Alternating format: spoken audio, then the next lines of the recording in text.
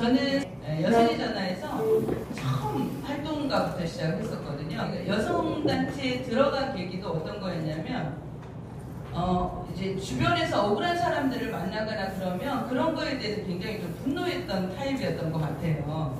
그래서 이분들하고 뭔 일을 할 때 누군가가 좀 징검다리가 되어주면 좋겠다라는 생각을 하면서 단체를 알게 되고 그 단체 활동을 시작을 했었는데, 처음에 아주 기본적 활동부터 시작을 해서 그 다음에 부장이 됐었고 상담 활동도 했었고 그리고 사무국장 했었고, 그러니까 제가 유일하게 여성의 전화에서 유일하게 아주 바닥부터 대표까지 된 케이스예요.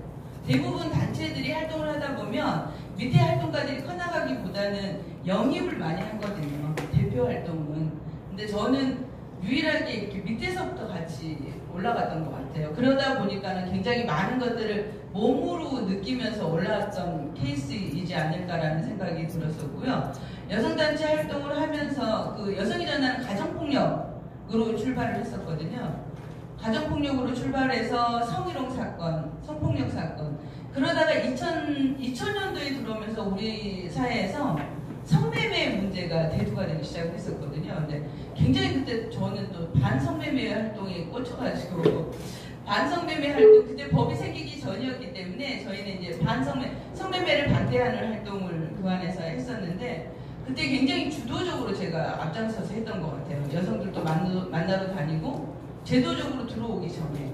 그래서 성매매 여성도 구출하러도 돌아다니고 뭐 여러 가지 바닥에서 활동을 하다가, 그러면서 이제 성매매 방지법 제정 운동을 했었고 2004년도가 되면서 이제 법이 제정이 됐었죠. 성매매 방지법이 제정이 돼서 그때 처음으로 수원에다가 성매매 방지법이 생겼으니 상담소가 있어야만 그 여성들을 이제 구조해 내는데 굉장히 도움이 되기 때문에 상담소를 운영해보자 해가지고 저희 여성의 전화에서 부설기관으로 상담소를 처음으로 만들었었거든요. 근데 처음으로 만들면서 제가 상담소장을 했었고, 상담소장 하면서 한 2년 정도 하다가 여성의 전화 사무국장이 됐었고, 사무국장이 되고 나서 그 여성의 전화 대표가 됐었고, 대표를 하다가 이제 3년이 저희가 임기였었는데 제가 되면서 2년으로 제가 바꿨어요. 3년 하다 보니까 연임하면 3년 하니까 6년이라는 장기 주권이 되기도 하더라고요. 단체 활동할 때 제가 단체 활동하면서 느꼈던 문제의식이 뭐였냐면, 장기 집권하면 꼭 문제가 있다고 보여졌어요. 누군가가 개인적 사유화가 되는 경향을 봐서 저희가 이제 정책 토론을 하고 2년으로 바꿔서 제가 4년 동안 대표 활동을 하고, 4년이 끝나고 나서는 이제 정말 그만두고 싶더라고요. 그만둘 때쯤 되니까 어떤 생각이 드냐면, 이제 더 이상 아픈 소리가 듣기가 싫은 거예요. 이제 더 이상 안 듣고 싶어가지고 이제 나는 활동 접을 거야. 접고 그때 그러면서 이제 학교에 가서 공부를 해야 되겠다. 그리고는 제가 이제 단대 박사과정을 들어갔었거든요. 근데 이제 활동했던 경력이 있으니까 주변에서 가만두지 않잖아요. 계속 문제 가지고 오시고 뭐 하다 보니까 또다시 맡은 게 경기여성단체연합이라고 하는 상임대표를 맡게 됐어요. 그러니까 경기여성단체연합은 경기도에 있는 진보단체가 모여있는 단체예요. 여성의 전화가 각 전국에 있거든요. 그러니까 수원에도 있고 성남에도 있고 부천에도 있고 수도권에 있는 여성의 전화와 또 다른 진보단체가 민우회라고 들어보셨죠? 민우회가 들어와 있고 여성 노동자회가 들어와 있고, 그래서 진보단체가 모여있는 경기여성단체 연합의 상임대표를 하면서 저는 이제 그때 상임대표가 되고 나서 어떤 생각을 가졌었냐면, 우리가 밖에서 아무리 싸워도 아무리 밖에서 이렇게 요구를 해도 제도화가 되지 않으면 늘 물거품이 되는 거를 경험을 했었거든요. 그래서 안 된다. 진짜 정치적 입문을 하자. 그런 주장을 하면서 저는 이제 제가 나갈 생각이 있었던 건 아니고 정치에 입문할 수 있는 계기를 여성단체가 좀 만들어 보려고 계획을 했었어요. 그래서 여성 정치 학교를 꾸미려고 이제 막 계획을 하고, 또 그 중에 여성 정치 세력에 영향을 미칠 수 있는 사람, 그리고 그동안에 밑에서부터 키워왔던 사람들을 정치에 입문을 시키자. 그래서 저희가 2014년도에 지금 저랑 같이 들어와서 활동하고 있는 장정희 의원이라고 지금 여기 본선동에 있잖아요. 장정희 의원님이 그때 여성의 대표가 마친 시기였기 때문에 우리가 정책적으로 합의를 했었어요. 그래서 장정희 의원을 지역구로 내보내자. 아니 처음에는 비례대표로 내보내려고 여성 몫을 요구했는데 잘 안 됐어요. 잘 안 돼서 이 사람을 우리가 한번 내보내서 좀 해보자. 여성 정책을 바꿔보자. 그래서 저도 장정희 의원님이 그 선거 캠프 열었을 때 거기 가서 춤도 추고 사회도 보고 격려도 하고 14년도에 그렇게 서포팅을 하고 있는 중이었는데 정치적 지형이 변화가 생겼어요. 그때는 저희가 더불어민주당으로 그 전에는 여성단체가 정치를 들어갔을 때 왜 우리가 당을 타고 가야 되냐 무소속으로 나가자라고 얘기를 했었는데 도저히 현실에서 무소속이 되지가 않잖아요. 그래서 결정을 했던 게 이제 민주당이 그나마 가치가 좀 같으니 그쪽에 들어가서 해보자 해가지고 더불어민주당의 요구도가 있어서 이제 거예요. 그때 저는 경기의 대표를 하고 있는데 급격하게 지금 이런 지형의 변화가 있는데 이제 그러니까 저희는 단체 활동을 하다 보니까 굉장히 격식 따지고 못 따지고 막 이런 게 있는데 사실 정치를 제가 들어와서 보니까 그런 거 따지면 아무것도 할 수가 없어요. 아주 급격하게 막 진행이 되고 하려고 하는 사람이 너무 많다 보니까 누군가가 좀 뭐 말하고 생각하고 이럴 시간이 없어요. 빨리 결정하지 않으면 그 안에서 이제 세력 다툼들이 되게 많이 진행. 더군다나 저는 14년도에 뭘 맡고 있었냐면 더불어민주당의 공천심사위원이었어요.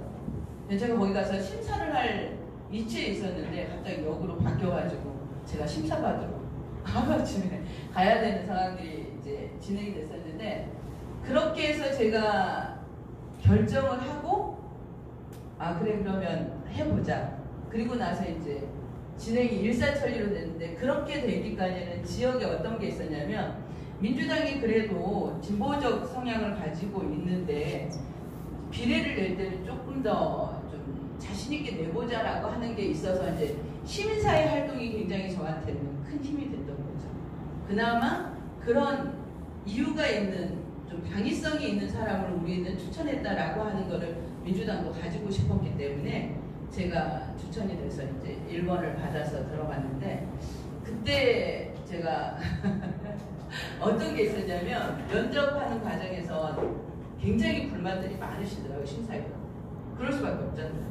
왜 여성이기 때문에 너는 여기 와 있지? 준비도 안 했는데. 준비도 안 했었고 수많은 여성들도 지금 여성위원회 활동들을 했잖아요. 당 활동을 했었잖아요. 당에 기여를 했었는데 저는 당에 기여를 했던 건 아니었기 때문에 당 입장에서 봤을 때는 굉장히 불만 있는 분들이 많이 그날 거기 계셔가지고 그날 저한테 그렇게 물어보시더라고요.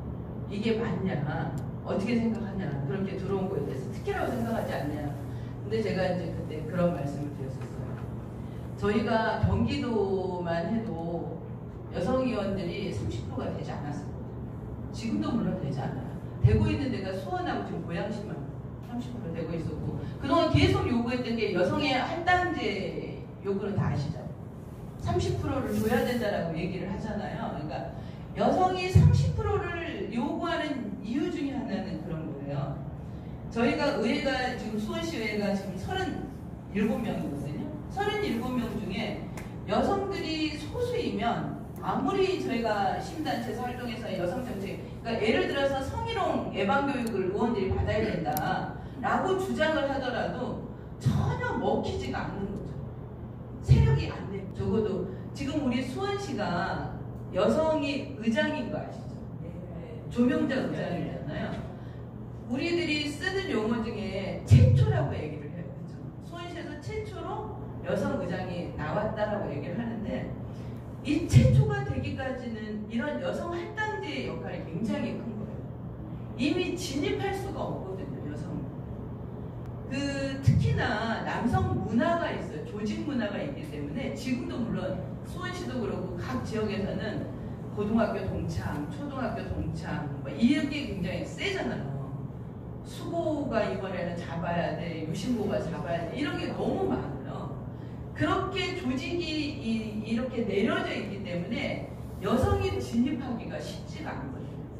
그나마 강제했기 때문에 여성들이 진입할 수 있었고 그 강제들 때문에 어쩔 수 없이 정말 원해서 들어간 건 아니지만 어쩔 수 없이 한 명 두 명 껴준 거죠. 부색을 맞춘다고 하잖아요. 부색 맞추다 보니까 껴서 들어갔기 때문에 지금 이제 10년 넘게 여성들이 진입하고 있는 거고, 그래서 이 여성이 진입이 돼서 지금은 이제 의장도 나오고, 향후에는 지금 아직 여성 시장은 거의 한 분밖에 없어요. 과천에서 한 분이 됐었고요. 다 좌절이 됐었어요. 공천에서 떨어져, 공천에서 잘 안 됐죠. 아직도 그런 진입은 굉장히 어렵기는 한데, 여성들이 정치를 한다는 게 그런 역사적인 배경들이 굉장히 많이 있는 거죠. 이렇게 강제했기 때문에 이들이 올라올 수 있었던 건데, 이제 문제는 그런 거예요. 저도 이제 의장들 만나, 지금 조민대 의장님하고도 그러고, 저도 위원장을 하고 있지만 그런 얘기를 하는 게 뭐냐면, 이거는 개인이 잘해서 올라온 건 아니다.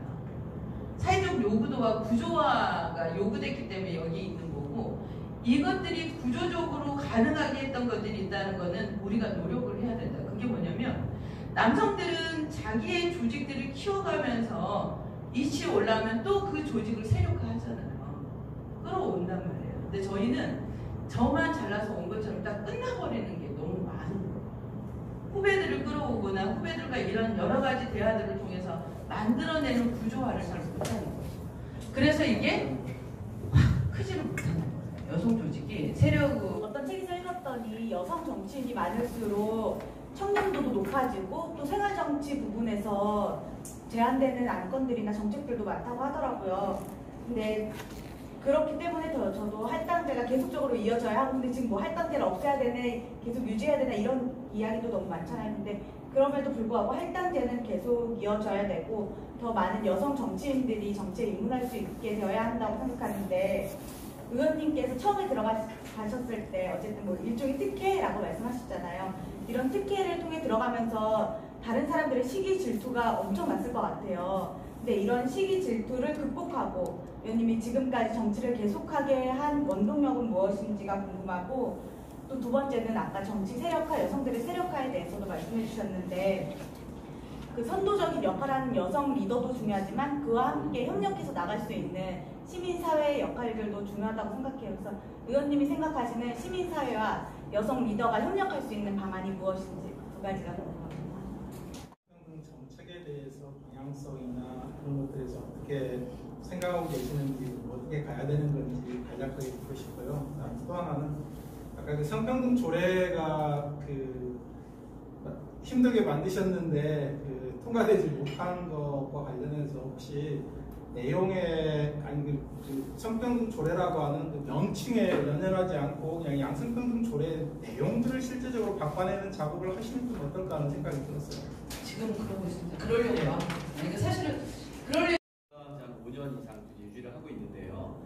다양한 상담과 집단 상담, 심리학, 또 상담학, 또 동아리 활동들, 다양한 프로그램들을 진행하고 있는데, 전국 최초의 그 기관의 활동으로서 시의원께서 바라보실 때에 우리 여성공간 휴에 보다 발전적인 방향도 어떻게 생각하시는지 한번 듣고 싶습니다. 휴 공간에 대한 방향성은 아마 작년부터 계속 같이 많은 논의들을